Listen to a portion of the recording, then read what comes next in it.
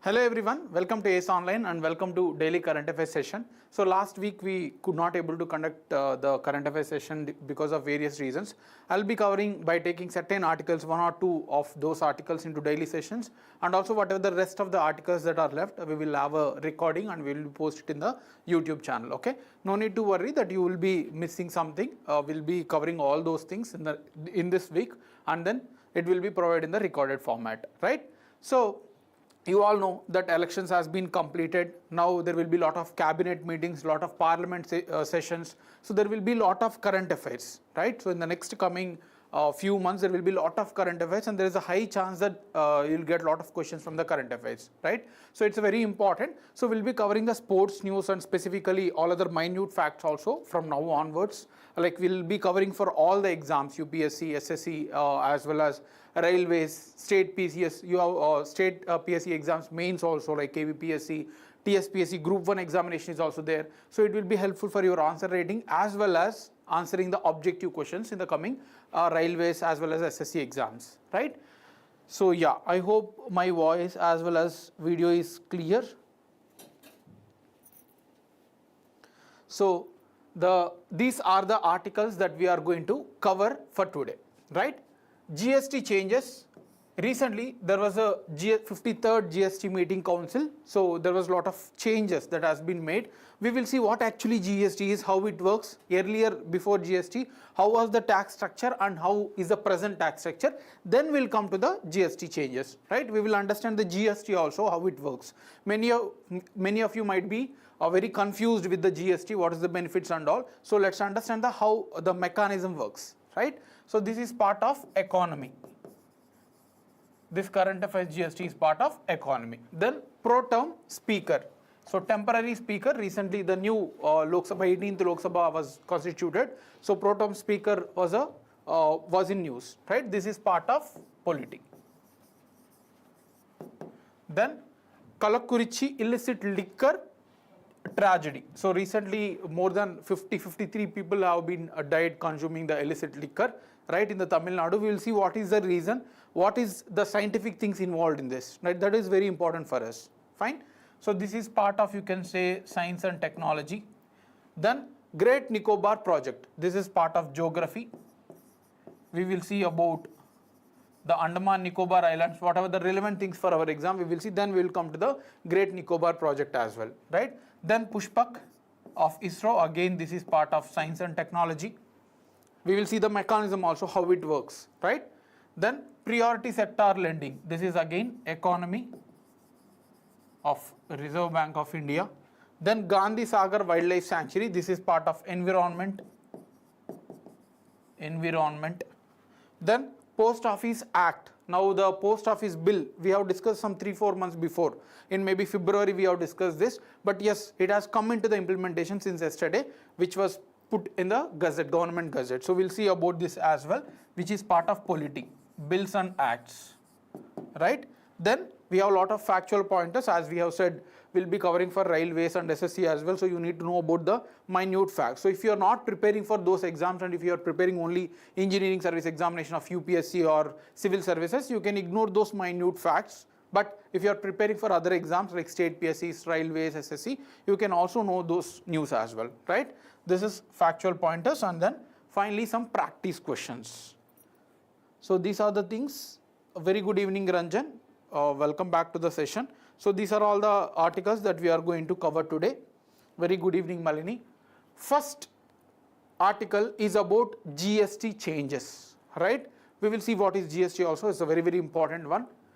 Recently, the context is why it is there in news. 53rd GST Council meeting was happened recently. We will see what actually is a GST Council also. Fine. So this is the context why we have taken this article. The questions can be anything like what type of tax is GST, what is the recent initiatives made. So any type of question can be possible from GST, right? So based on the exam level, you need to know the GST in depth as well. Let's see the background, then we will come to know how it works. What is the tax structure before and what is the tax structure now, right? So the implementation of GST was started from 1st July 2017. This was also recently asked. The date is Very important, most of the exams they are asking these things, especially the lower level of exams and state PSCs. So this was GST came into the implementation from 1st July 2017. Fine. Now this was implemented through amendment to the constitution. We have a constitution framework, right? We have a number of articles, and if any changes has to be made, they have to amend the constitution. Similarly, 101 Constitutional Amendment Act. So constitution was amended 101st time, right? 101 times to this is the 101th time to implement the GST, right? 101 Constitutional Amendment Act. This is also important to implement the GST, right? It is imposed and collected by both center and states according to the Article 246A. It is not completely under the center or it is not completely under the states. Both are involved. Even Supreme Court has said that both the states as well as the center has the power to make changes related to the GST, and the article related to it is 246A. This is also important. 246A, right? And this GST is a destination based tax. It means that it is taxed at the final consumer. There may be a raw material provider, there may be manufacturer, right? There may be retailer as well, but finally government collects at this particular point. Of course, they will collect all these as well, certain percentage, we will see the mechanism, but at the end GST is calculated, how much it is calculated, the consumer end. This is the destination. Final destination, it is calculated. That's why it is called as a destination based tax, right? So these are some facts about GST. Now, very good evening, Jaswat. Now comes the very complicated one for most of the students. Okay, we'll see, we have few more facts, let's see them as well. Yes, the final consumer will pay only his or her part. We will see that in terms of mechanism. Fine. And the provision of GST council, like there should be certain organization. For example, Finance Commission is there to distribute the finances among the states and center, right? Interstate Council is there to make dispute or to resolve the dispute between the states. So different organizations, different entities are there to resolve certain issue. But related to the GST, if some disputes comes between center and states or whatever the decisions they want to take in the future, that is implemented by GST Council, a very, very important one. This is what 53rd time they have met. So there is a GST Council which has duty or rights to implement any changes in the GST, right? So GST Council was established under Article 279A. So GST Council is a constitutional body. They may ask you in the exam. It is a constitutional body. It is not legal. It is clearly mentioned under the Constitution itself under Article 279A, right? A very, very important one. And who constitute of this GST Council? This is headed by Finance Minister at the center. So Central Finance Minister is the head of this GST Council, right?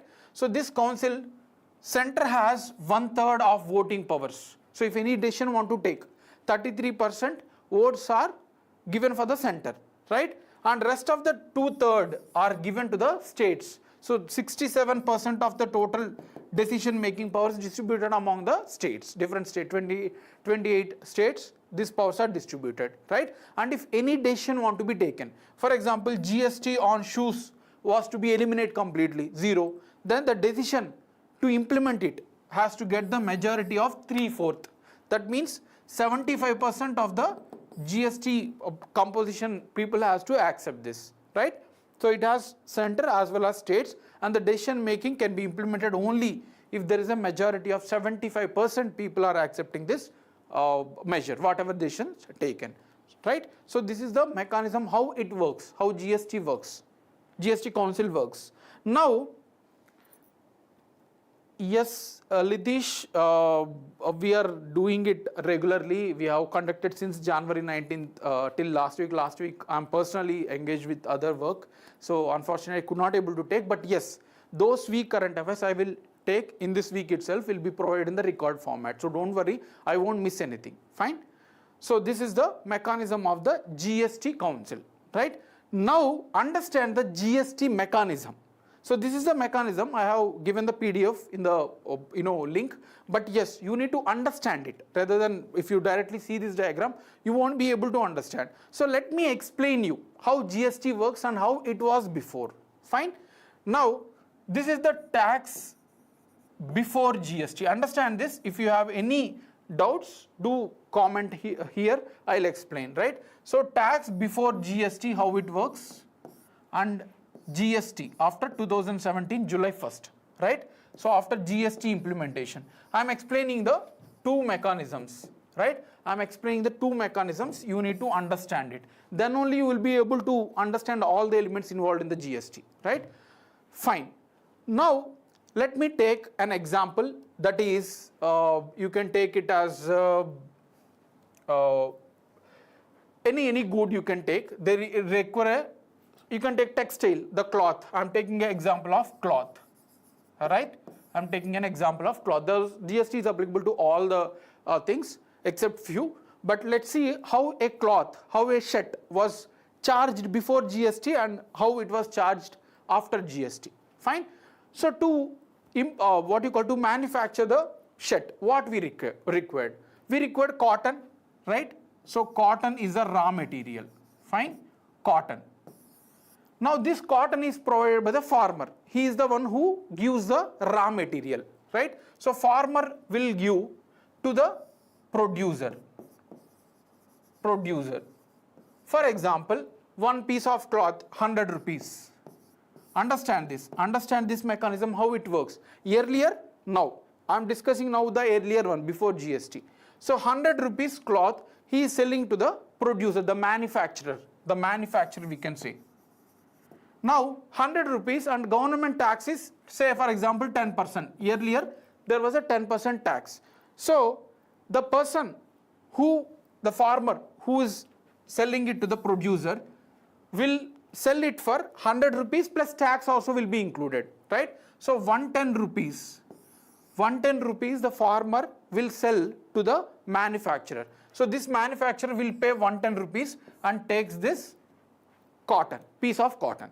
Now, the producer has to involve a lot of mission, workers, all those things, including the profit, right? Including the profit, he has to produce, right? The shirt.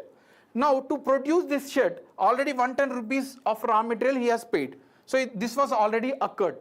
110 rupees has already occurred. Now, what this person has to do? He has to value add. That means he just bought a plain cloth. Now he has to manufacture, he has to deploy certain persons to put the color, all those things. For that, he has incurred 200 rupees. 200 rupees he has incurred. So the cost to process it, manufacturing it, all those things, it was 200, right? And this person also need to pay 10% tax for the government. So what he will charge? 10% tax. So that means 200 plus 10% of tax is 220 rupees. 10% of 200. So total how much? 220. This 110 was already paid.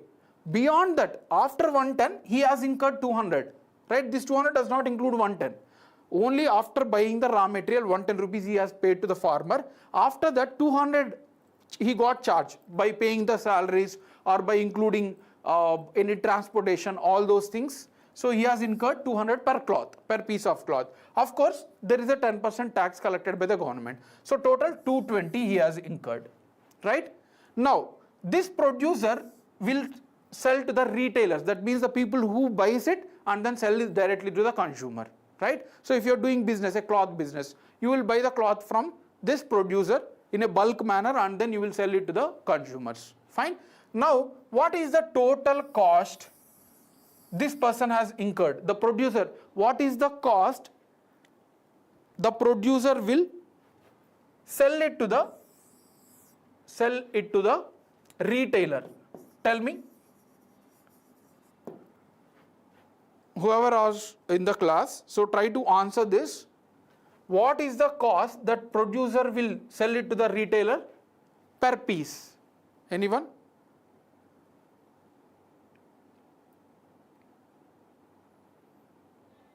What is the cost that producer will sell it to the retailer?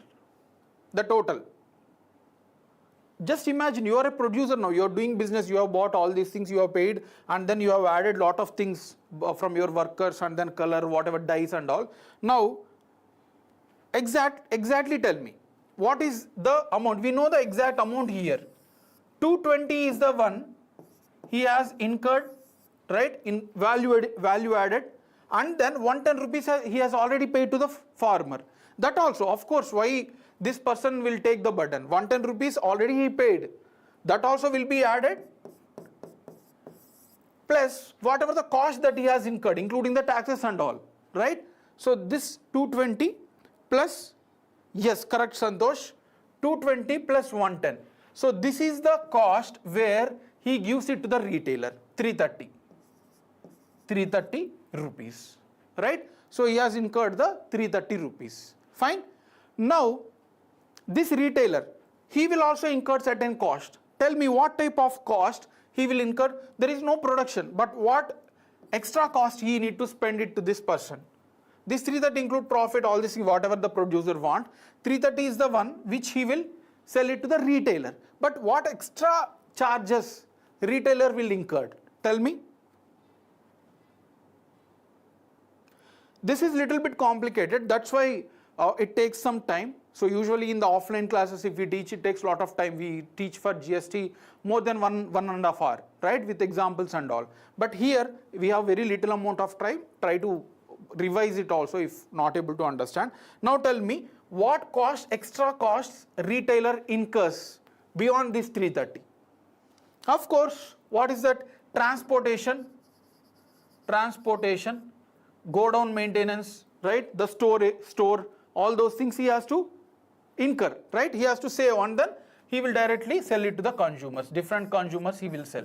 So this transportation cost and then go down storage cost, let's take 70 rupees. 70 rupees this retailer, yes, travel charges, very good, transportation, some taxes as well, right? So 330 what he bought from the producer, now 70 rupees, that is tax, without tax, transportation as well as the storage, go down and all. So total now he has incurred 400. Now this also, this retailer also need to pay tax, that is 10% tax to the government. So this will also be put it on the burden on the consumer, right? So 400 plus 10% tax, that means plus 40. So total consumer what he get is of 440, including profit also. He will also charge certain profit. Nobody will charge more profits because nobody will buy. They may choose alternate goods. So profit will also be a thin margin based on the demand and supply. Fine. So total consumer what he get before the GST is 440. That means this here tax 10 rupees is also included in this final good. This 20 tax is also included in this 440. This 330 out of tax, like 30 rupees, right? 30 rupees he has incurred. That is also included here.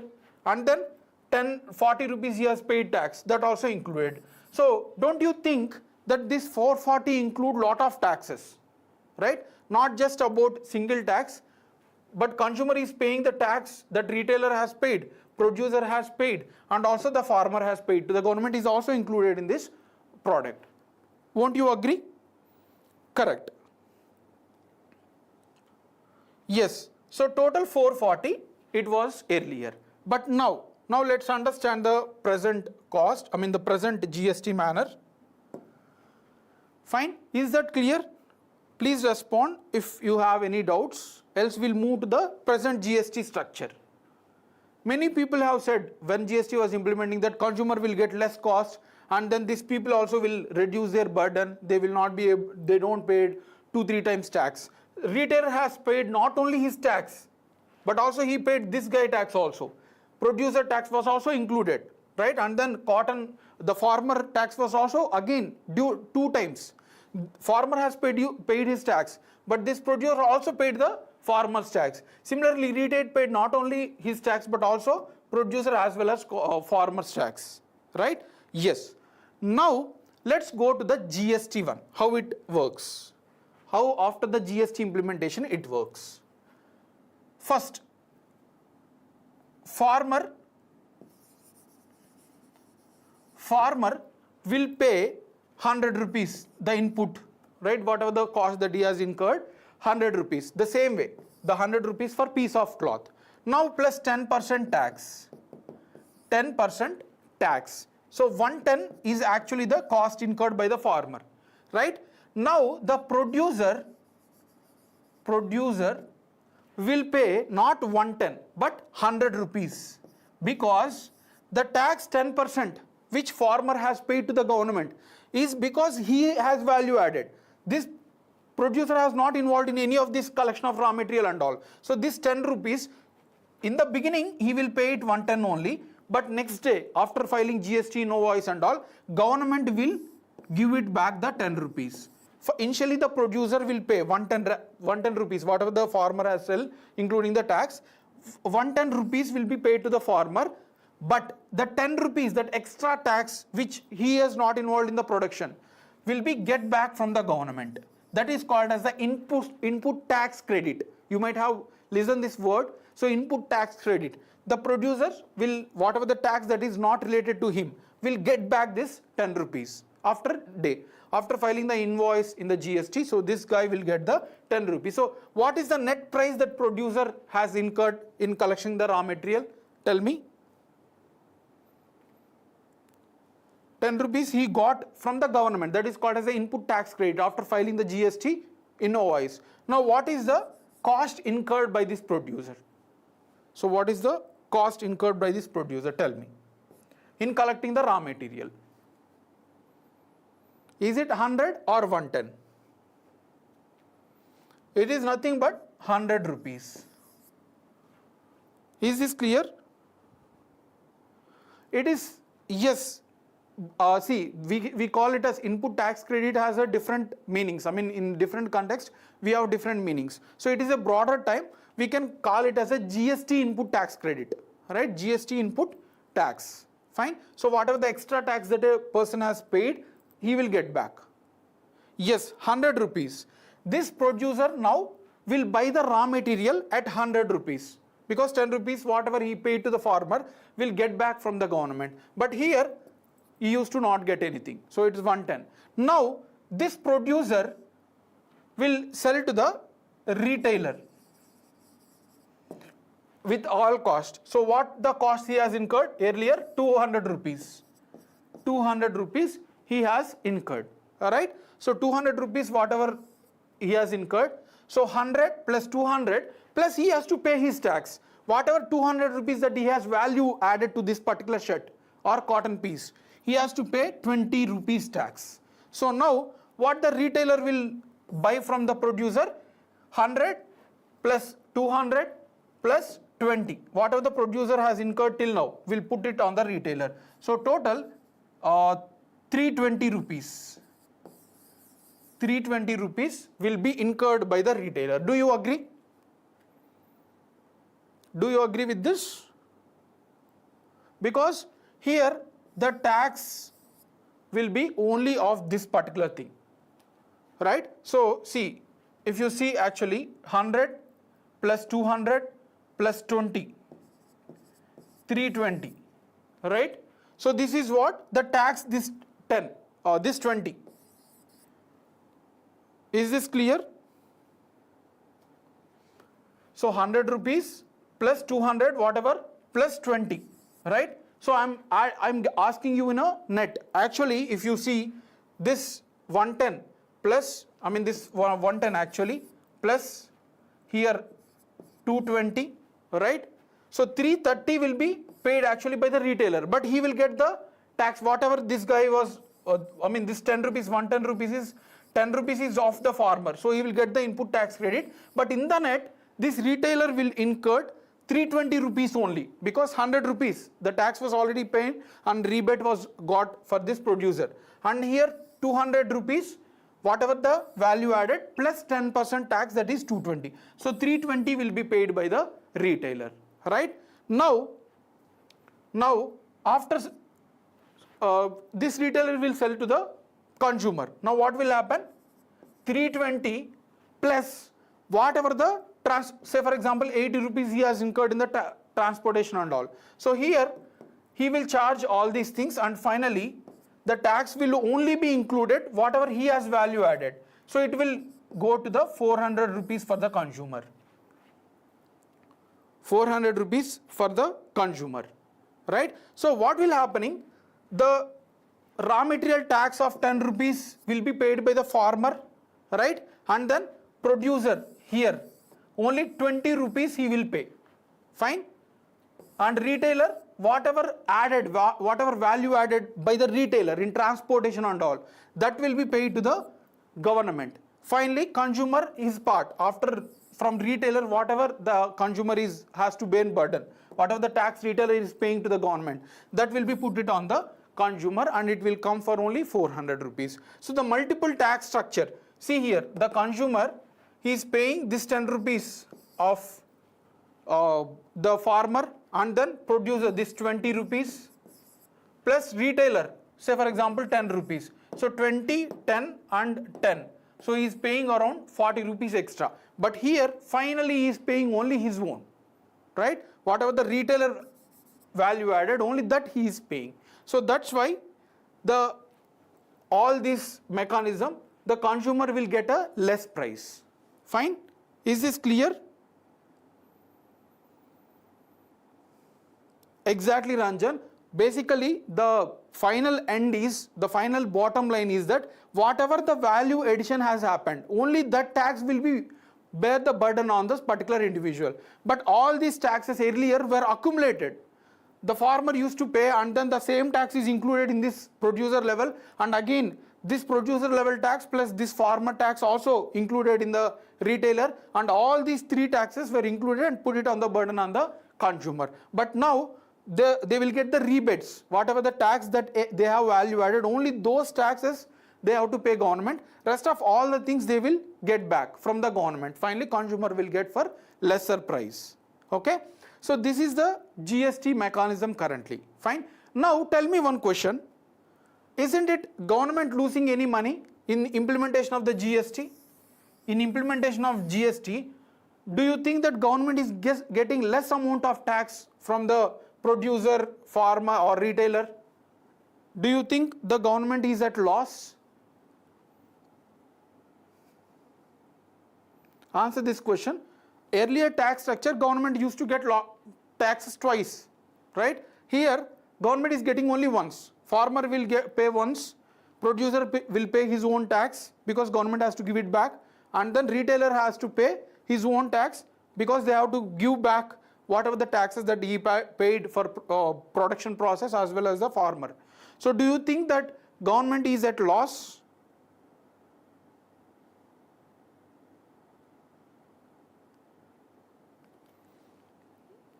Anyone? Still doubt? So government is at loss. Fine? Because they are losing certain amount. Yeah. That's why the central government is giving has promised that 14%. 14%, if GST is not giving more revenues to the state governments, at least 14% GDP growth should be there. If less than that, the states will get compensation from the center. So central government has promised when they are implementing GST that whatever the losses that you are incurring from implementation of GST, we will pay you. We will pay you. From central government, we will pay you. Yes, only after filing input tax credit, then only they will get the returns. So it's forcefully making the business from unorganized sector to the organized sector, right? Everyone will come and register what business is happening, what money transaction is happening. So that's why unorganized sector economy will also be eliminated, right? And also the consumer is benefiting, the producers are benefiting, the retailers are benefiting, everyone are benefiting except government. Government, state governments, they are losing. So central government has promised that we will give the loss of money, whatever you have lost. Fine. But yes, government is losing here.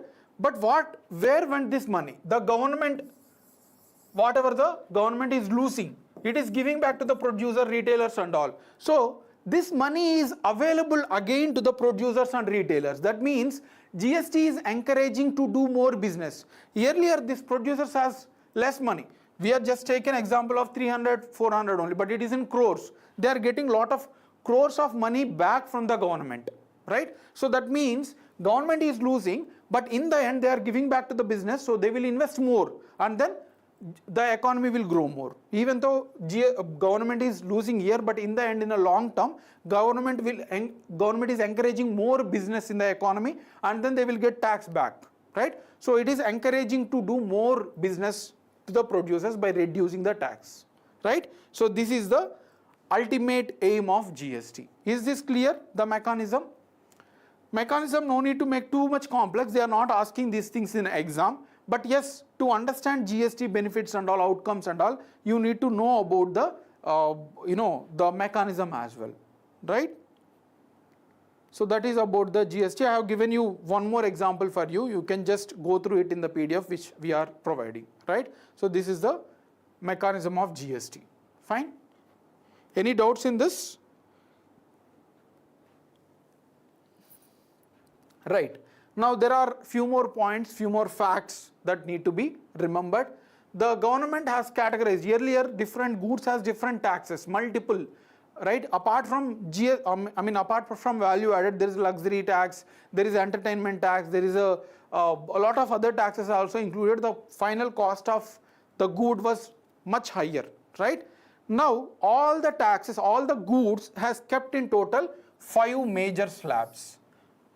Like earlier hundreds of tax are there, for pen 1%, for remote 3%, so for a shed there was 5%, so different goods has different taxes. But now all the goods were clubbed into 5 slabs, right? Yes. So total 5 slabs are there: 0%, 5%, 12%, 18% and 28%, right? So these are the 5 slabs. You can see the broadly government itself has given this. 0% tax are given on the consumer, food grains. Whatever the food grains are there, rice and all, basic food grains which are required for anyone to live, those are kept under the 0% tax. So there is no tax on those particular goods. And 5% tax was levied on mass production or mass consumption, right? Like spices, mustard oil. Basic food grains means rice, wheat, all those things are very basic. Beyond that, there are certain mass consuming goods such as oil, spices and all. Even though without these spices we can cook the food, we can have the basic nutrition. But yes, that's why they are kept under the 5% slab. Mass consuming goods, right, like milk and all. Now 12% is on processed foods. So processed foods, who will eat? Some rich people will eat, right? Fried rice or packed foods, chips and all. So processed foods are usually consumed by little bit middle class or upper middle class people. That's why it was kept under the 12%. So if you know these slabs, basically whatever the goods they give, based on the criteria, you can know. Like they may give 5 to 6 goods. Based on these criteria that we are discussing, you can use elimination techniques also, right? 18% ones are like toothpaste, smartphones, soaps, which are rich people goods, right? Which are rich people, upper middle class or rich people goods. And 28% on white goods. White goods means luxury goods, like cars, refrigerators, television sets. So those are luxurious goods. There's in those goods 28% tax are collected. Certain like sin goods, tobacco, cigarettes, all those things, apart from 28% tax, there is also cess. Cess is tax on tax collected for specific purposes, like education cess, which this agriculture cess, whatever the extra collected, that will specifically put on the development of the education. So sin goods like tobacco, cool drinks, all those things were collected, tax 28% plus cess also. This is the 5 slabs which were put under the GST implementation. Fine? Yeah. So that is the thing. GST Council examine these issues and all time to time based on the necessaries. They consider and accordingly they will change the slabs as well. Ultimately, government want to bring a single slab, like in many countries where GST is only fixed 10%, 12% or 13%. All the goods comes under in the single slab. So ultimate aim is to bring in a single slab, but as of now we have 5 slabs, right?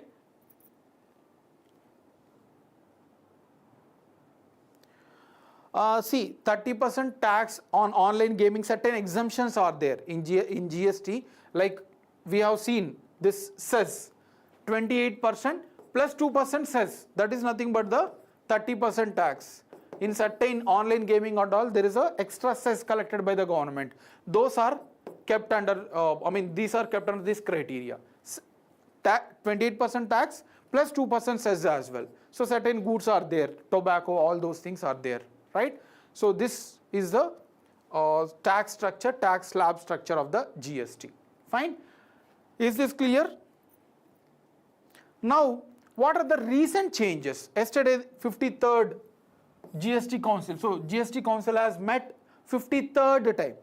Now, what changes they have made? So, these are also very, very important because this is the current events. GST is a old one, but you need to know. But the current changes also we need to know, that is the current affairs, right?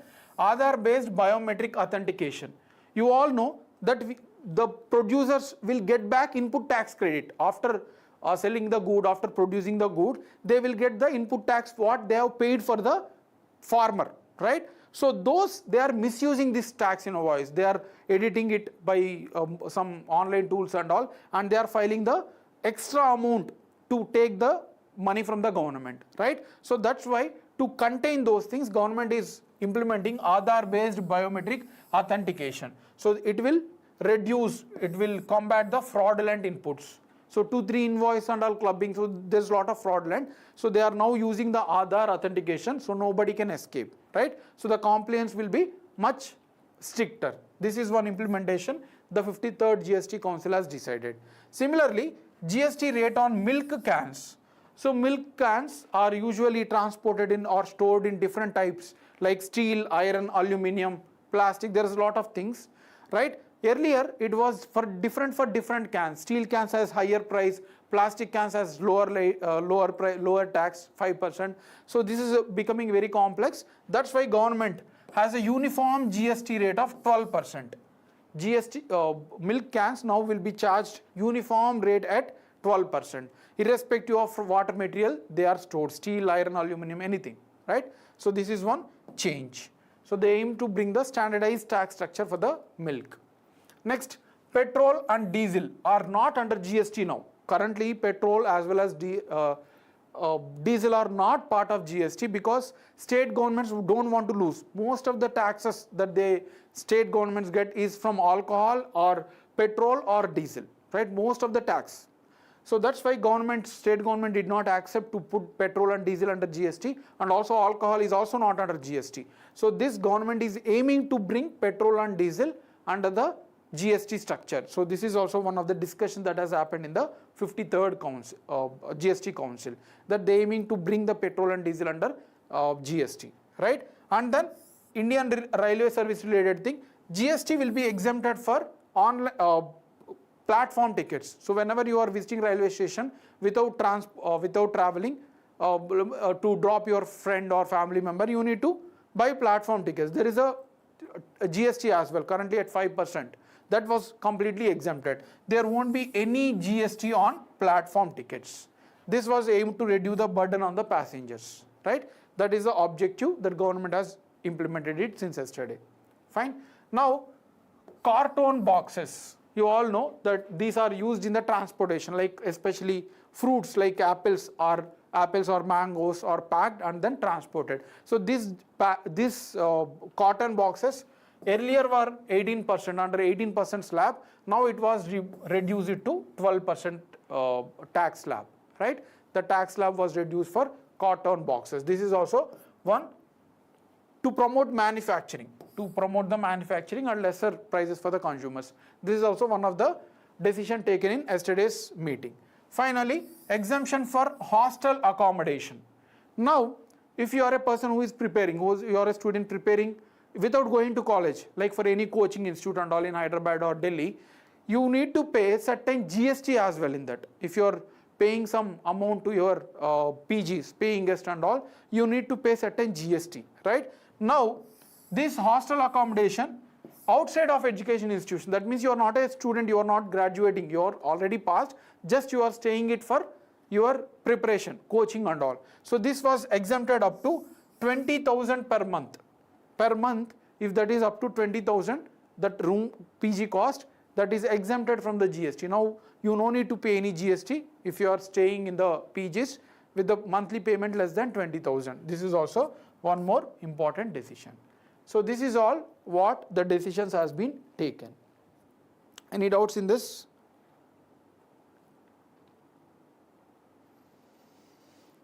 So this GST is also important, whatever the discussions we have made, the features and all. And also you need to know about the recent changes. Recent changes are also important. Fine. Next article, pro tem speaker. Pro tem speaker. Recently Lok Sabha elections has come, now government is also formed. So to elect, there should be a speaker. For every assembly there is a speaker. He is like a school leader or class leader, right? Who will conduct the business in the house, who has to speak, when has to speak and all. We have discussed the speaker also few days back. Now there is a also post called as pro tem speaker. 18th Lok Sabha will hold the first session from June 24 to July 3rd.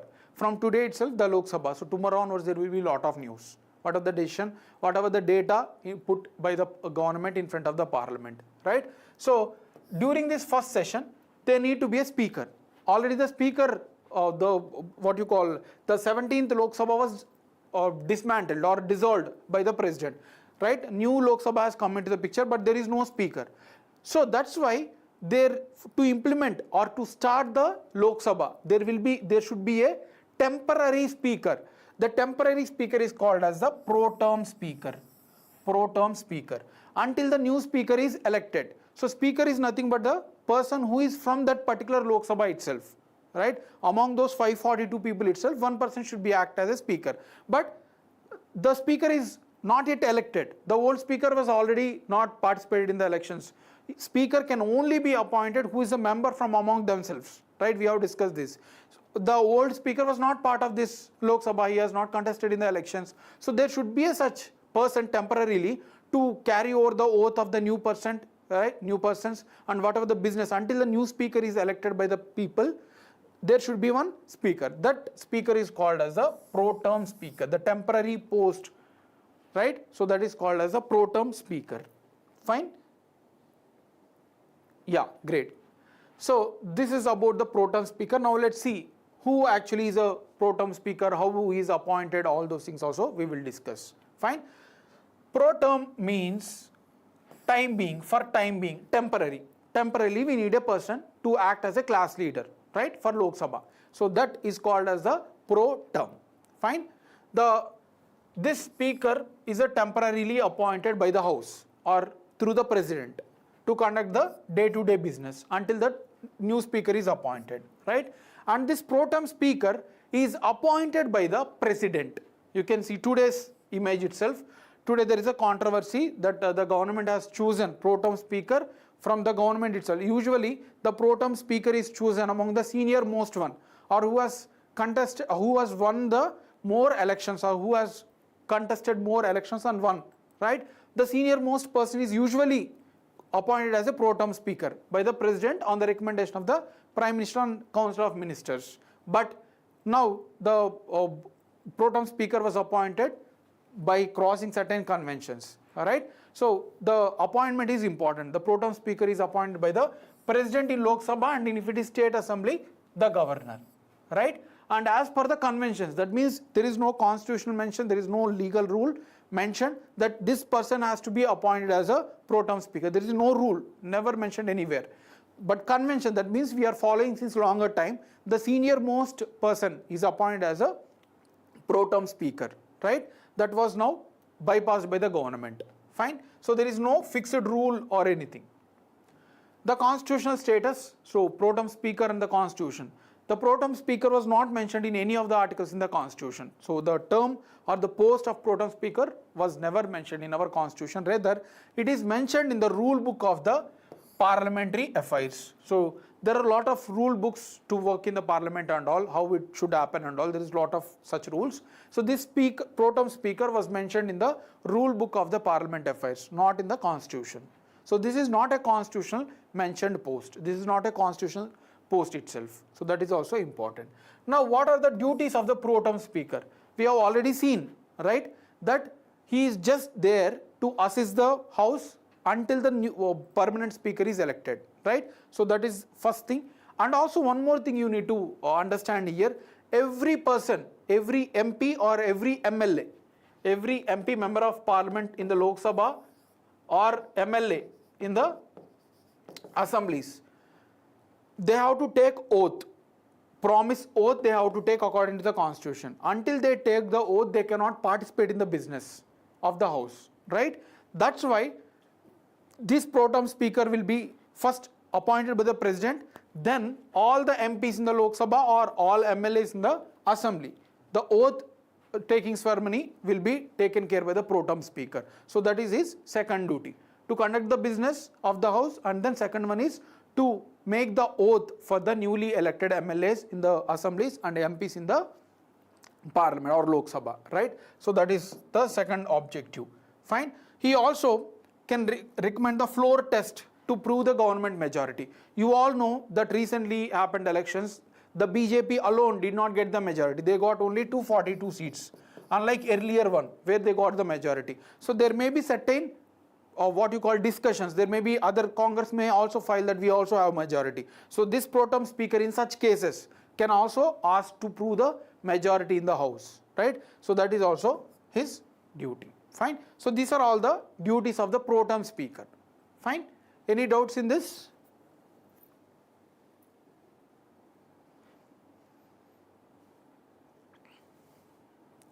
Any doubts in this? Now we'll move a much faster way. We have a factual articles. Only GST was the lengthier one. Fine. So Kalakuchi illicit liquor tragedy. You all might have seen in social media as well as newspaper that more than 53 or more than 50 people have died because of the hooch. Hooch means the illegal local alcohol, right? So this is the context. Great. So this is the context that certain people have died by consuming this liquor, right? Illegal liquor. Fine. That is not very important for us. The important for is what is the reason for it. So why the death has happened. So they may ask this in the exam, right? Let's see. There are two things, methanol and ethanol. Methanol and ethanol. So we'll see both the things in the exam. They may ask you anything from where this is produced, which one is poisonous. All these things are important. Let's see first about ethanol, then we will discuss about the methanol. Ethanol is legal for the consumption. The government in India, it is legal to consume. It is legal to consume the ethanol, right? So this is one important fact. And this ethanol is produced from the sugar industry. There is a molasses you might be seen in the you might have read this in the earlier childhood also. Molasses is a byproduct of sugar industry. From molasses, this ethanol is extracted, right? So the formula is, you can see here, CH3 CH2OH. CH3 CH2OH. This is the formula of ethanol. So this is produced from the molasses, the byproduct of the sugar industry, and it is allowed legally to consume. Fine. And this is distilled near factory. This molasses, whatever the distillation happens, extracted, and this will be given for the consumption. So it is allowed for the alcohol consumption in India as well as for foreigners also. We are exporting the ethanol as well, because in foreign there is a high demand for ethanol for consumption, right? So methanol produced during ethanol production is carefully removed. That means during the ethanol production, some amount of methanol is also produced. That methanol has to be completely eliminated because that is poisonous, right? Methanol is a poisonous, and that should be carefully removed from this ethanol production. So this is about the ethanol. From where it is produced, is it legally allowed to consume, right? So all these things are important. Now comes the production of methanol. Methanol is produced from fossil fuels as well as coal. Coal and fossil fuels. Coal is just over the years the plant material and all carbon stored under the earth. So coal and fossil fuels, right? These are the ones which methanol is collected from, right? And this is a very toxic. Methanol is highly toxic, and even small amounts can be fatal, right? It will produce formaldehyde and formic acid in the body. If you consume methanol, it will convert into formaldehyde and then formic acid, which is very poisonous to our human body, right? So methanol is produced from coal and fossil fuels, which is toxic in nature, and formula is CH3OH. CH3OH is the formula of methanol. Fine, that is also important. This methanol is highly used in paints and all, and this is also some amount is produced within ethanol as well. If it is not removed, then it may lead to the death. Now what has happened in the this tragedy, the Kalakurchi tragedy? What has happened? The issue is methanol was produced, methanol was present in this alcohol. Ethanol is fine, but methanol is toxic. This methanol which was produced from coal and fossil fuels was present in this this Tamil Nadu incident, right? So illegally they have added this methanol, just maybe for different costs or without unknowing also they might have added, and this was lead to the deaths, right? And this was also led in the 2015 Mumbai. 100 people have died because of methanol consumption, right? So this is the reason why there was a death of people, right? And what is the legal measures in controlling the methanol? Methanol poisoning suggests a required lot of stringent implementation, severely need to be punished, right? There is no proper legal rules or regulations. It is just that this should not be consumed. But what is the consequences? How can you punish these consequences? That is not mentioned. That's why the experts are asking for a stringent implementation, right? At the state level as well as the central level. Fine. So that is about the methanol and ethanol. So in the end, you need to know how methanol is produced, how ethanol is produced, which one is consumed, which one is dangerous to consumed, right? Which one is normal thing. All these things you need to know. So formulas also important. CH3, CH2, OH is a ethanol, and CH3OH is a methanol. So these things you have to remember. Fine. Next article, Great Nicobar Project. Great Nicobar Project. Any doubts in that previous article? I hope that is clear. Great Nicobar Project. The context is, you all know that our former environment minister during the Congress, government before 2014, Jairam Ramesh. So he has met, he has given the press conference keeping against the Great Nicobar Infra Project, right? That's why it is there in news, a very, very important one. So we will see about the Andaman Nicobar Islands, then we will go back to the Great Nicobar Infra Project. Fine. So let's understand the Andaman Nicobar, how these islands were produced, all the facts related to thing. This has been very, very important for our exam. Fine. So Andaman Nicobar was formed from the collision of Himalayas and then Burma Plate. So you all know that this is India and this is Myanmar. So Myanmar is here, and then collision between Burma Plate and Indian Plate. So there is also Indian Plate which was strike, and then small islands. It led to the small island formation. So this is formed between the collision of Indian Plate and then Burma Plate. So Myanmar Plate and Indian Plate has collided, and this lead to the small islands, right? And Andaman Nicobar is nothing but the southward extension of Myanmar, Arkan Yoma Range. Arkan Yoma Range is a hills in the Myanmar range. Like how we have a Himalayas here, this is the Arkan Yoma Range in Myanmar. So it is a southward extension of this Arkan Yoma Range. Statement based questions may be asked in the exam, right? Now let's see about the Andaman Nicobar Islands. Important facts. These are the group of Andaman Islands, and these are the group of Nicobar Islands, right? So this is divided by 10-degree channel. 10 degree means latitude, 10-degree channel, right? Important fact, the Nicobar Islands are divided by Andaman Islands through 10-degree channel, a very important one, right? Now within Andaman we have North Andaman, we have Middle Andaman, we have Lower Andaman, right? We have Lower Andaman, and Port Blair, the capital of Andaman, is located in the Lower Andaman. A very, very important fact, many times they have been asked in the exam. Fine. So Lower Andaman, where Port Blair is located. And here we have also one more thing, Little Andaman or Southern Andaman. This is the southernmost Andaman island, Little Andaman or Southern Andaman. And the space here, this is the Duncan Passage. Duncan Passage. Right? Don't confuse with the 10-degree channel and Duncan Passage. Duncan Passage is between the South Andaman or Little Andaman and the Lower Andaman, right? 10-degree channel is between Andaman Islands and Nicobar Islands. Fine. Here the southernmost Andaman or Andaman Nicobar Islands is together Great Nicobar.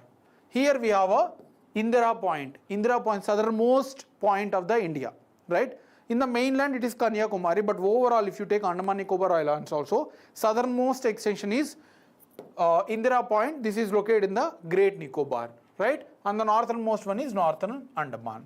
Fine. So these are all the important facts. We have a few more important facts to be remembered.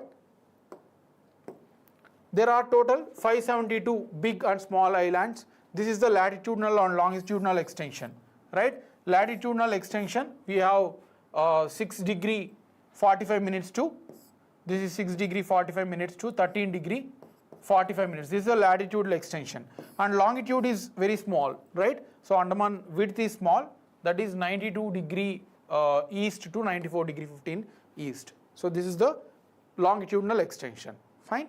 We have discussed these Duncan passages and all. We have already discussed 10-degree channel, Port Blair we have discussed, right? And this Great Nicobar, which is the southernmost one, is near to the Sumatra island of Indonesia. This was asked in UPSC way back in 2017, right? It is near to the Sumatra Islands. Fine. And one more important thing, Car Nicobar is the northernmost among Nicobar Islands. We have seen among Nicobar Islands, southernmost one is Great Nicobar, but northernmost among Nicobar is Car Nicobar. This is also important. Statement based or whatever factual, they may ask you in the exam.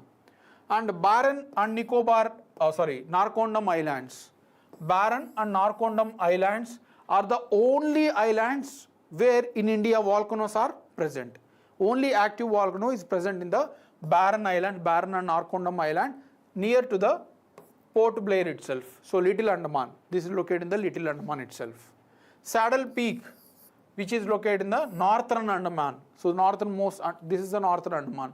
Saddle Peak, like how Mount Everest is the highest peak in Himalayas, this Saddle Peak is the highest among Andaman Nicobar Islands, that is located in the Northern Andaman.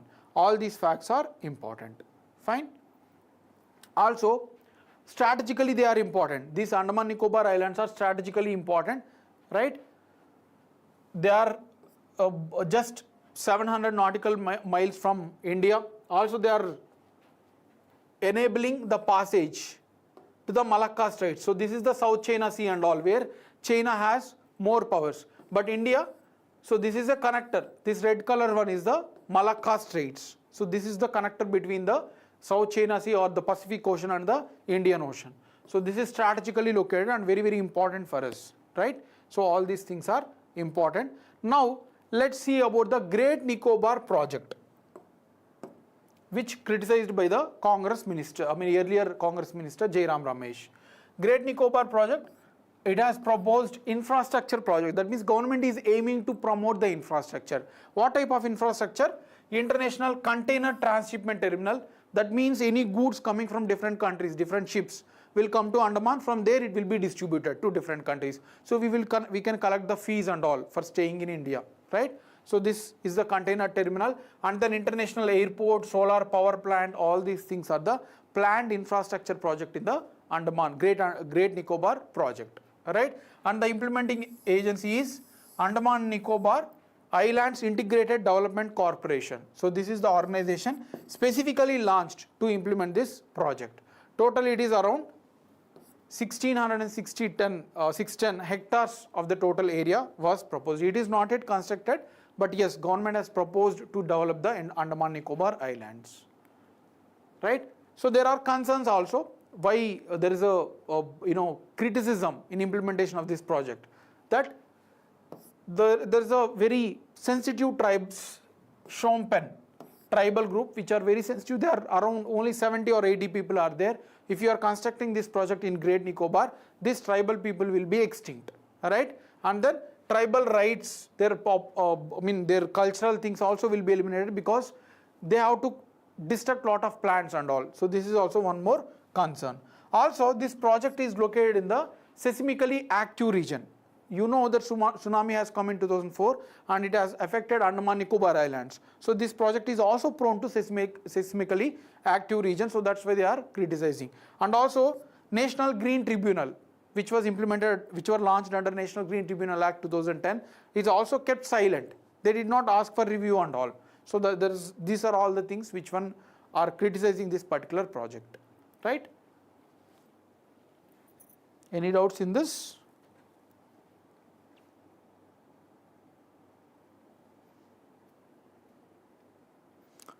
Okay, very factual, highly factual, the content that we have discussed. Fine. Next one, Pushpak, the Indian Space Research Organization. So who has launched this also is important. Pushpak was recently successfully tested, third and its final mission as a reusable launch vehicle. Reusable launch vehicle. Let's understand this concept, reusable launch vehicle. Then we will see the specifications of this particular Pushpak. So Pushpak is nothing but the reusable launch vehicle. But don't by heart the things. Understand what actually is a reusable launch vehicle. Now, let's see. If you want to put the satellite, this is the Earth's surface, okay? You want to put it in the space. You want to put it in the space around the Earth, right? So you want to put the satellite here. And this is the rocket. This is the rocket. So this rocket has 3-4 stages are there based on the GSLV or PSLV. So this rocket will carry the satellite here, and these are the stages. Different engines are there, one by one will come out of it. And finally, it will put it in the orbit. This satellite will be put it in the orbit, right? So this will come and fall in the ocean. Now what is happening? We cannot reuse it. This will, whatever the stages, like this satellite will be kept here, right? And also all these stages, one will come and fall in the ocean, second one will fall in the ocean. And this satellite also, after its lifespan, like for example 1 year or 2 years, it will rotate or revolve around the Earth, and then it will collapse, whether it is in space or whether into the ocean. So we are not able to reuse. Now tell me, if you want to launch the crew mission, that means there should be people in this satellite. This satellite wants to be launched with the crew, that means people. Now can we ignore this? What will happen? So this will fall into the ocean. That is not a workable. If you want to launch the crew mission, what we need to have, this satellite after reaching its orbit, it has to come to the desired location. Desired location. So it has to come back to the desired location, and also in a controlled manner. It cannot come in a sudden manner and fall in the ocean or fall on the land. It may crash. So it should launch here, rotate for 10 days or 15 days, whatever the mission span. It has to come back and land on the proper manner, like how airplane will land. So that's how it need to land. So it is not like a crash or sudden crash and all should not happen, right? That's why now lot of space like NASA, space missions like NASA, ISRO, they are planning to launch this satellite. Pushpak is nothing but the reusable launch vehicle, where it can go to certain height and then come back and land in an exactly controlled manner, right? So you can see here. You can see in this diagram. So there will be a missile and then it will take, usually it comes and crashes here, right? This is the one. This is what happening now. But Pushpak will go, reach out, stay there in the space, and then it will controlled manner, it will land exactly in a required manner. So we can save our crew, right? This is the Pushpak. But Pushpak was not able to plan till the orbit. They have planned till certain height, 4 kilometers, 5 kilometers. We will see the details. Just understand that this is the mechanism of the Pushpak, that is reusable launch vehicle in a controlled manner. Is this clear? Is this clear? If this is clear, then we will see the facts. So this is the reusable launch vehicles. All these things we have discussed, the mechanism. Is this clear how it works?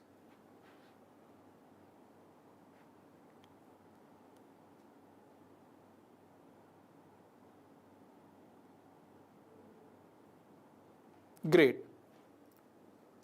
Fine. Now let's see the factual things about the Pushpak mission. We have seen that this is a controlled lander. Fine. This objective is to test whether India can launch the reusable launch vehicle. Can we control this path? So that is the objective of the Pushpak mission. They may ask you, Pushpak mission is objective launched by the ISRO for what purposes? It is nothing but the controlled reusable launch vehicle. That is the objective, right? And it was carried. Usually the space is approximately, you have to launch for more than 500-600 kilometers. From Earth's surface, the satellites are usually put it in the more than 500 kilometers, right? So, but this Pushpak is not planned to launch in the orbit, rather just to see whether it can reach to a certain height and then it can come back to the land and land in a controlled manner. So this is small test. In future, yes, we can plan it for the orbital launch, but this is not for orbital launch, just to test whether it can go to certain height and come back in a controlled manner. So it was tested for 4.5 kilometers, 4.5 kilometers height, and this was used through Chinook helicopters. So this was taken by Chinook helicopter and then it was dropped from there. So Chinook helicopter will carry this Pushpak, right, the small satellite, and then it will drop from there. So whether it will fall in a crash manner or in a controlled manner, that is the test. So that we was able to succeed. And this is a single stage, supposed to be a single stage. That means now we don't have 3-4 stages like what we have discussed. There will be a single stage engine which will go back, keep the satellite there and then stay there, will come back in a controlled manner in a single stage. So these are the features of Pushpak mission. Any doubts in this? I hope that is clear.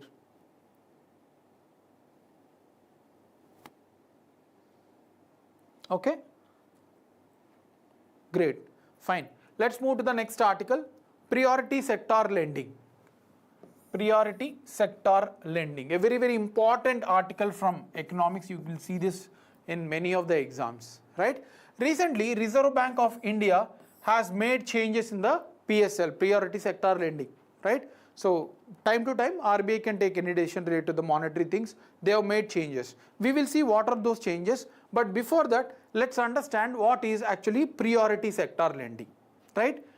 So monetary policy tool means RBI initiative. RBI initiatives to control the money. That is called as monetary policy tools. There are two types. One is quantitative. Other one is qualitative. Quantitative, qualitative. Quantitative are like repo rate, reverse repo rate, where there is a direct bearing on the money transmission. How much money should be transferred into the market. So these are called as quantitative. Qualitative means the quality of economy, not just about transacting money, but what type of sectors to be developed, inclusive growth should be there.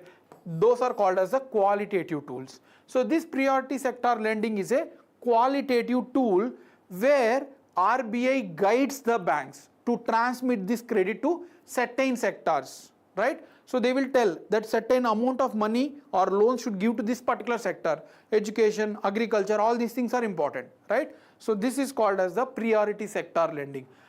This is nothing but the RBI policy to guide banks to transmit the credit to certain sectors for the quality growth of the economy, right? It was first launched in 1972.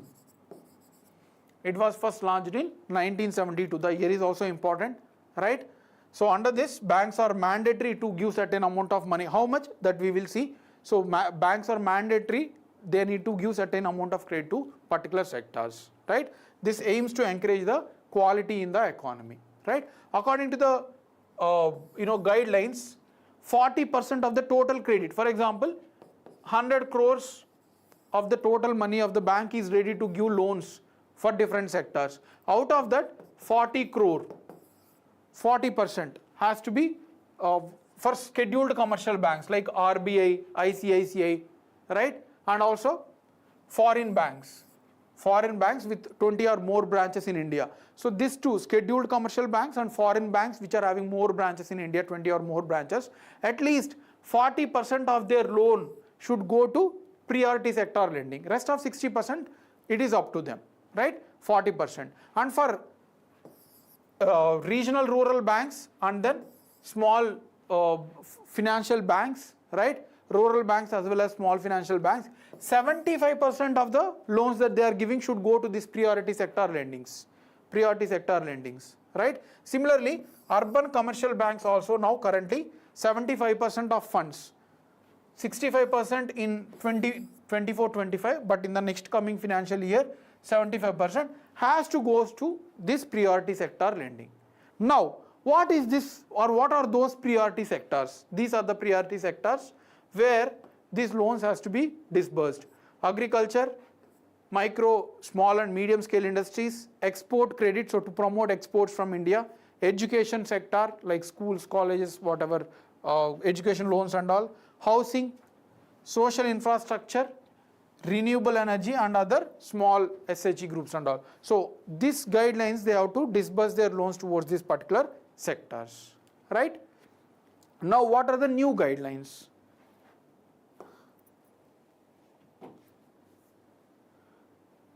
Srinath have asked a doubt. Any space agency or already use this type of technology? ISRO is first agency. We have ISRO, European Space Agency, China, Roscosmos, Russia. So 4 countries are already having those technology, reusable launch vehicle. India is the 5th country.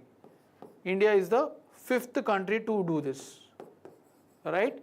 So we already have NASA, European Space Agency, and then Roscosmos of Russia and Chinese Space Agency, right? I hope that is clear. Fine. Let's move to the new PSL guidelines. We have seen priority sector lending guidelines, but now there is a little bit change made by the RBI, very, very important one. The aim is to address the regional capital flow. We have seen the sectors like agriculture, all those things, but certain regions like certain districts, you take example of Telangana, Hyderabad district has, or Rangareddy district has high capital flow, but other districts like Adilabad, whatever, underdeveloped district, they don't have proper credit. That's why RBI has come up with a plan that the credits not only to sectors but to the region as well. So you need to give more loans to those regions which are undertouched or underserved. For them, you need to increase the loans at least 25%. So 125%, that means whatever the loans that they are getting, 25% extra they need to get. And those which are already advanced, so whatever the loans that they are getting, you should reduce by 10%. So 90% up to can be enabled. And these guidelines are between 2024 to 25 and 2026 to 27. So these guidelines has to follow. So now regional level also RBI has come up with. Fine. And it said that all bank loans to MSMEs can be categorized as a priority sector lending. So whatever MSMEs loans you disburse, that will also be considered as a priority sector lending only. So these are the new guidelines given by the RBI. Is this clear? Okay. Now let's move to the last before article, Gandhi Sagar Wildlife Sanctuary. Gandhi Sagar Wildlife Sanctuary.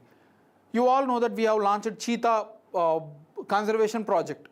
Our Prime Minister has launched from there, so cheetahs came out, all those things, right? You might have seen in the media.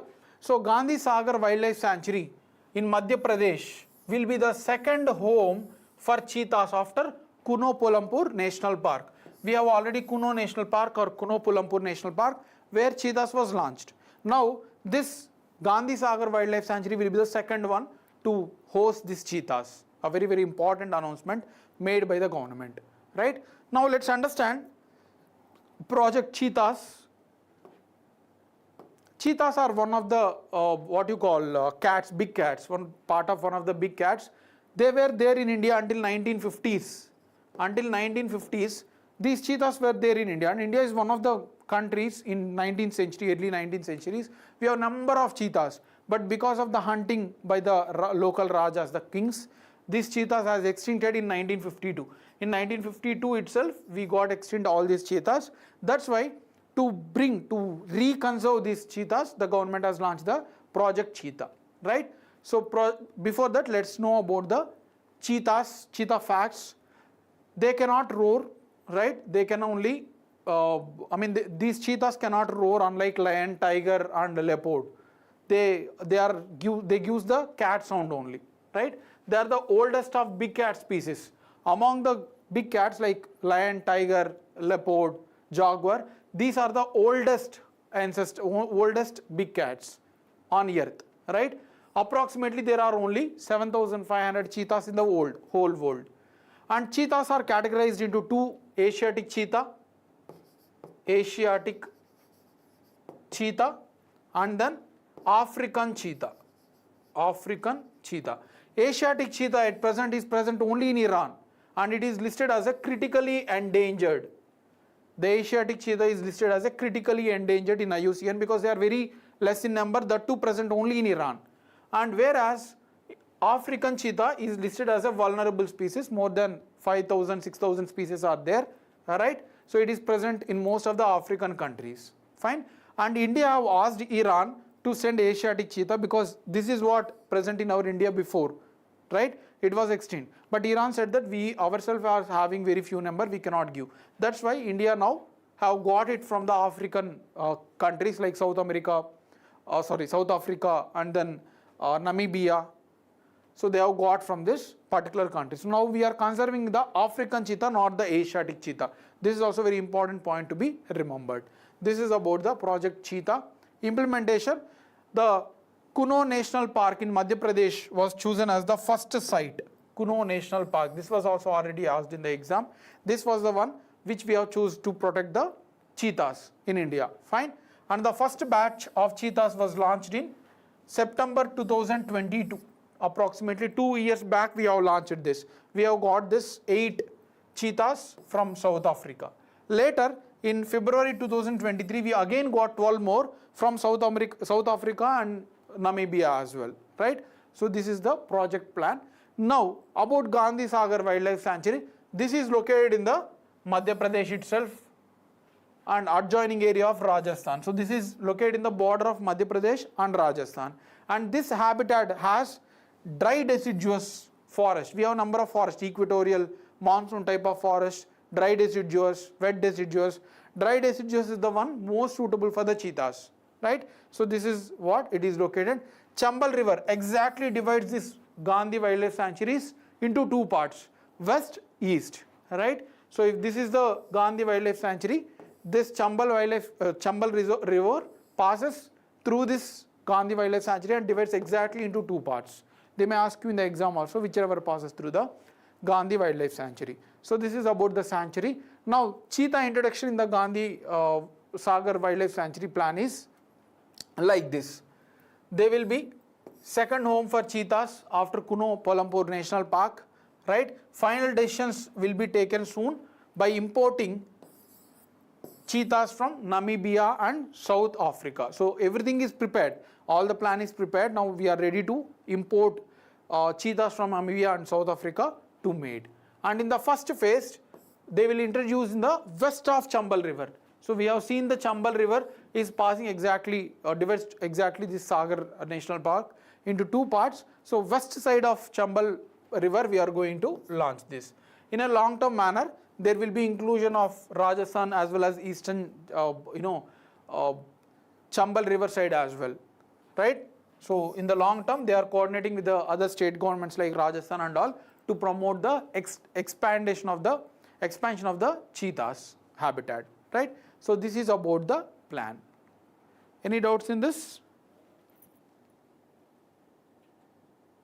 Last article for today about Post Office Act 2023. Post Office Act 2023. This also we have discussed as Post Office Bill in February 2024. Now after 3-4 months we are discussing it again. Fine. It came into the implementation.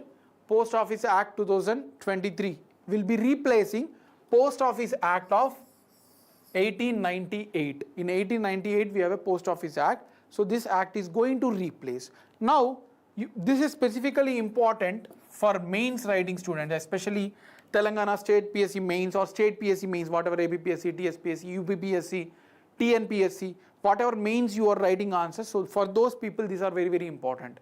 They will ask you what measures recently taken or what is Post Office Act, what recent changes was made and all, what is the criticism. So any type of questions are possible, right? So this is the context. Now let's see the key provisions under this Post Office Act, right? Under that, First one, interception and detention. Interception means before reaching to the final delivery. So if there is an involvement of the government officers, that is called as the interception. So section 9 of Post Office Act empowers the post officers, whoever are involved in the postal department, they can intercept these letters, they can open, they can tear these letters, they can read, right? If they feel that there is a security threat, because there will be certain letters which will give information, transfer information which may threaten our country. So in such cases, if there is any doubt, the officers can open those, tear those without even permission whenever it is required, right? And then section 19, 25, 26, they also allowed the interception for public safety and emergency situation. Not only about security threat, but if there is an emergency situation or public safety, right? Say maybe someone have given information related to the virus, right? So such things are also can be intercepted. Exemption from liability. So earlier, if any officer tears the letters without any permission and all, there will be a liability, penalty, some suspension or some 10 lakh fine, something like that. Now it is completely removed. Section 10 has removed the burden, liability on the officers who open those letters, right? Except in prescribed cases. So they may prescribe that in this condition you should not open. So if that is only violated, then there will be a penalty, else there won't be any penalty or liability if they open. Removal of offences and penalties. So again, offences were there in under 1898 Postal Act. There was a lot of offences, theft and all, so they need to pay this amount. All those were removed completely, right? Regulation of private courier services. Under Post Office Act 1898, when Britishers has launched, no private entity should be involved in transferring the postal services, transporting the posts and all. But now government has enabled. Earlier also there, like Blue Dart and all, which transfer letters from one region to other region, that was made amended and was added with certain things. But now government has said that private players can completely involve in the postal transfers or post transport. Fine. Removal of central exclusivity. The same thing, to implement this, under Postal Act 1898, Section 4 clearly said that only governments can involve in transferring the post. But now this was completely removed. What is the criticism? You all know that there is no liability of the officers, right? So privacy may be affected, fine. And there is conflict of interest here. Government itself is implementing, government itself is taking the decisions. So conflict of interest may be there. So all these are criticism. Like there is no proper ways, there is no proper process was mentioned, all these things was excluded from this particular act. Fine. So that is about the Postal Act. So that is all the main articles. Now let's see quickly about the factual pointers. I have taken 2 days current affairs, that's why it was lengthy, and especially the GST one has taken a lot of time, right? The factual pointers. Armenia has announced that it has recognized the state of Palestine. You all know that Palestine was not completely recognized at the world level. Only certain countries, approximately 135 out of 193 United Nations countries has recognized Palestine as a separate country. Now recently Armenia has recognized state of Palestine as a separate country. Similarly, recently Spain, Ireland, Norway has also taken the similar steps, recognizing the Palestine as a separate state. Right? Next one, Qatar country, which is a Gulf country, has offered to sell 12 Mirage 2000 fighter aircrafts to India. Mirage 2000 fighter aircrafts were sold to, they are allowed to sell to India, right? What is this Mirage 2000 aircraft? So these are aircrafts which can use in combating. They can carry the bombs, guided bombs, which can launch from air to air. That means one aircraft to other aircraft it can hit. It can also hit the ground targets. From air to ground targets also it can hit. And the speed of this aircraft is Mach 2.2. That means 2.2 times of the sound. The speed of sound is 1 Mach, right? So it can travel the speed with 2.2 times of the sound. So this is also important fact, and it has a single engine. And this was manufactured by Dassault Aviation of France. All these facts are important. Fine? Yeah. Next one, Kisan Craft Limited has joined the low methane rice project. Low methane rice project. This is a project of World Bank. This is a project of World Bank to reduce methane emissions from the rice. Now in case of rice cultivation, there will be certain side pits where the seeds are sown, and after some plantation, small plantation, this will be transferred to the field. You might have observed, they will be soaked, the seeds and all here, then once the small plants come, they will be collected and they will be put in the rice fields, right? Because of this, there is a lot of methane emissions, lot of water usage and all. To reduce that, World Bank has really launched the low methane rice project. They may ask you who launched this project, under which they aims to promote direct seeded rice. That means there won't be any pits and all, directly seeds will be sowed here, so water can be saved. Fine. So this is the project. Now Khadi Craft Limited has launched this particular project, UP Pragati Accelerator Program. So they may ask you which state has recently involved in the low methane rice project with the World Bank. It is nothing but the Uttar Pradesh. Fine. So that is the fact.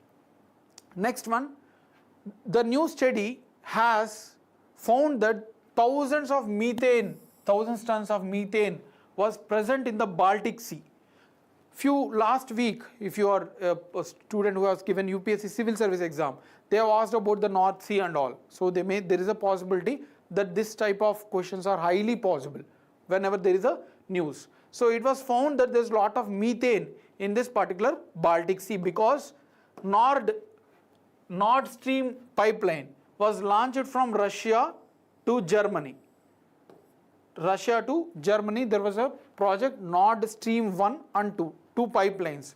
Because of this, there is a lot of methane present in this Baltic Sea, which may affect the local ecosystems. So which countries are bordering the Baltic Sea is a very, very important. So you can see here, Russia is bordered to Baltic Sea, then Finland, then Sweden, fine, and also we have Denmark, Germany, Poland, Lithuania, Latvia, Estonia. So total 9 countries are there, and you can see here Gulf of Riga, Gulf of Finland, Gulf of Bothnia. See, many students have not prepared these maps properly. North Sea, Baltic Sea, they felt that it is not very important for exam, but they are asking any type. Whatever there is a news, you have to follow. North Sea was highly in news, right? Because of Sweden, Russia conflict and all. So they have asked. So similarly, they can ask any question if that is in news. You need to know, right? So all these things are bordering countries of the Baltic Sea. Fine. Next one, United Nations chief has warned about increasing cyber mercenaries. So they may ask you, what are cyber mercenaries? A small concept. Cyber mercenaries are the people or group of people who are trained to attack the others' information through cyber mode, right? They are person or group of person or private entities which are hired to carry out the cyber attacks against individuals or countries. Those are nothing but the people, right? So this is about cyber mercenaries. Next one, global glass flaring tracker report was recently launched by World Bank. So you may ask, what is gas flaring? Gas flaring means it is a burning events during the extraction of oil. During the extraction of oil, if there is any burning, those are called as gas flaring. And this report was given by World Bank, and it reported that there are 23 million such tons of CO2 emitted because of this burnings, right? So this is about the details. You just need to remember the report who has released and all. What is gas flaring? So that is also important. Next one, a very, very important article. You'll see some questions on it. Recently, National Statistics Office, NSO, has released statistical report on value of output from agriculture and allied sectors. So related to the gross value added, GVA of agriculture, data was given by NSO, National Statistics Office. According to that, agriculture has contributed to 18.2% of GDP. Very, very important because it has increased from 15%. Earlier it was 15% contribution to the GDP. Now it is 18.2% in financial year 2022-23. Very important data. This number is very important. Fine. And out of this agriculture and allied, which sub-components has contributed more? Of course, crops. Crop will be the highest, 54.3%. So they may ask you from highest to lowest to arrange. Followed by livestock, then forestry, then comes fishing and aquaculture. So within agriculture and allied, crop, then comes the livestock, then forestry, then fishing and aquaculture. So this is the sequence. The total number of GDP contribution by the agriculture sector is also important. Last one, or last before one, World Athletics. This is related to the sports. There are two sports news which are important for our exam. World Athletics Continental Tour bronze event. Bronze means the third level of event, right? Has recently happened in Almaty, Kazakhstan. World Athletics Continental Tour was recently happened in Almaty, Kazakhstan. This is important, right? So this is the second level of, or third level of athletics meet. Among this, the notable ones from our India are Nayana James. Nayana James has won women's long jump. They may ask you these names. Nayana James was associated with which sport? They may ask you the matching also. Recently TSPSC Group 1 was 2 questions on sports matching were there, right? So Nayana James is related to women's long jump. She has won the title with record of 6.39 meters. Fine. Then one more winner, Sarvesh Kushare, who is associated with the men's high jump, not long jump, rather men's high jump. He has won the gold medal. So these two members has won this medal. It's a very, very important one to be remembered. Next one, Red Bull's Max Verstappen has won the Spanish Formula 1 Grand Prix. A very, very popular fact. Max Verstappen and Hamilton, Lewis Hamilton, those two persons are the most popular from this Formula 1 race. So recently Red Bull is a supporter or brand supporter of this particular person, right? Max Verstappen. So he has won the Spanish Grand Prix. So that is all of today's facts, and we have seen the articles as well as facts also. This is of today's session. Now let's see some practice questions. Test yourself. The questions will not be easy, okay? Even though we are learning a lot here, there is still some other information given or some other elimination techniques you need to apply in the exam. Exactly what we are discussing cannot come in the exam, but if you interpret certain thing, you can use elimination techniques and you can answer, right? That's how you need to answer in the exams. First one, consider the following statements regarding the pro tem speaker in Indian Parliament. So the question is about the pro tem speaker. Fine? Pro tem speaker. The pro tem speaker is appointed by the President of India. First statement. Second question, the pro tem speaker's role is temporary until the regular speaker is elected by the Lok Sabha. This is the second statement. Third, the pro tem speaker can participate in the parliamentary debates and vote in the legislation. That means if any decisions are taken by the Parliament, Lok Sabha, so he can vote, they are saying. So out of this, what are the correct statements?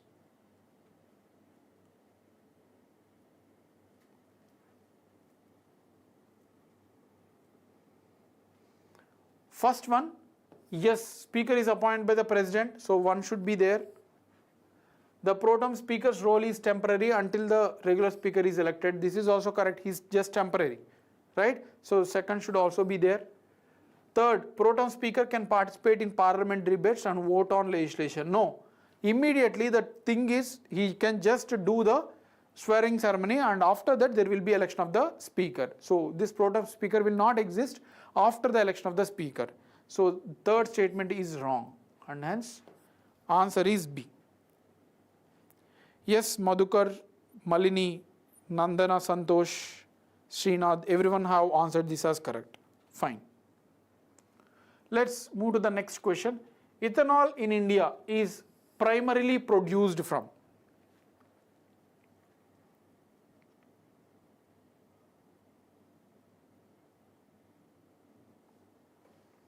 coal and fossil fuels, sugar molasses, petroleum refining, natural gas extraction.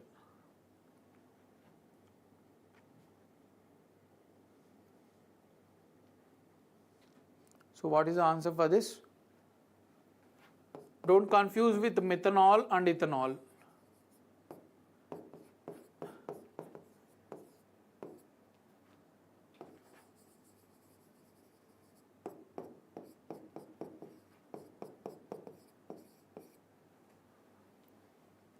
So it is, ethanol is produced from sugar molasses, whereas methanol is produced from coal and fossil fuels. Correct. Malini, Madhukar, Santosh, Srinath, again 4 people have answered it as correct. Great. Next question. Consider the following statements about recent GST changes with regard to Indian Railway services. Okay, so it is actually beyond Indian Railway services. You can just eliminate this. Consider the following statements about recent GST changes. Okay, so about recent GST changes, they are asking the question. First one, GST exemption on platform tickets is aimed at reducing the congestion at railway stations. First statement. GST exemption for hostel accommodation outside educational institutions is capped at 20,000 per person each month. So the GST will be exempted until 20,000 per month for each person, they are saying. Uniform GST rate of 12% was imposed on all milk cans regardless of the material such as steel, iron or aluminium. So what is the answer for this?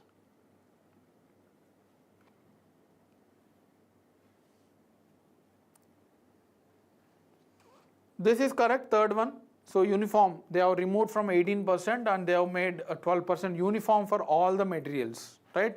So not 18%, sorry. So it is 12% uniformly across different material, right? So third statement should be there, one is eliminated. Then GST exemption for hostel accommodation, yes, this is also correct, 2 should be there. First one, GST exemption on platform ticket is aimed at reducing congestion at railway station. No, how can the congestion will be removed? If you are reducing platform tickets, there will be more persons.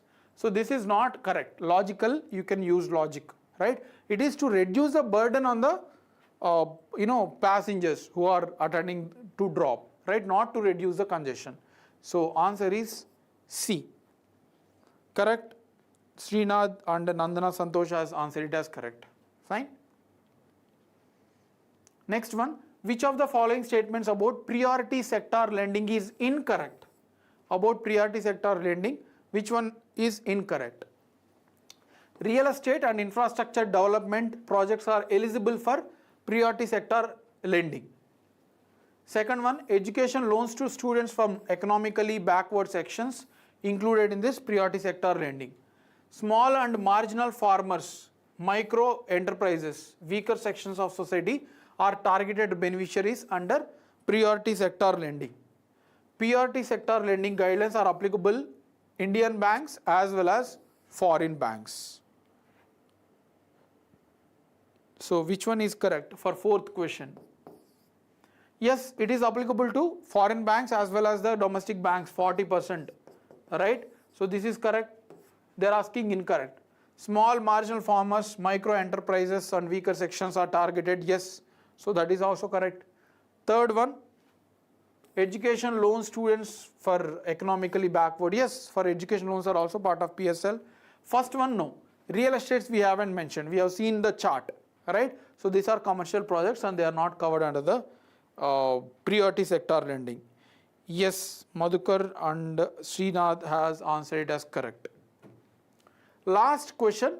This is a recent type of question that UPSC is asking recently in civil services. There is a such pattern, right? So they have given matching and they are asking which one is correct. So whoever are writing engineering service exam, you will see current affairs questions in such new pattern. So try to accommodate. sports person name has given, type of sport which he or she is involved was given, and then specific game within that sport, the specific game was given. Let's see. Nayana James, athletics, she is involved in athletics and she is related to the high jump. Sarvesh Kushare, he is involved in boxing and 58 kg freestyle. So among this pair, which one is correctly matched? This one or both or none?